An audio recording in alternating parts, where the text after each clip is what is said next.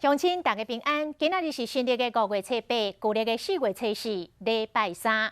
前这个拜六礼拜，日本甲中国拢咧放长假，所以有袂少的观光客拢来到咱台北佚佗。但是竟然参整理啊，嘛来台北犯案。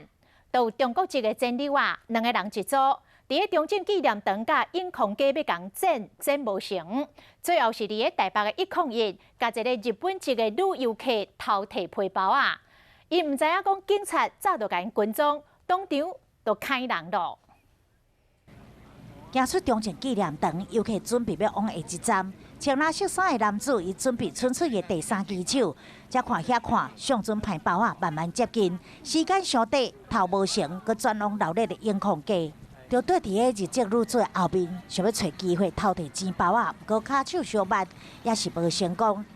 2个人一组的中国整流啊，佮转到人来去101，就像安尼看到一位日籍的女子包包无拖起来，伊就甲这黑色皮夹啊摕咧就走，伫手8000外块的日票，甲几啊张信用卡，但是唔知影讲早就被警方锁定，当场被抓。主嫌就先以广告报纸当作掩护，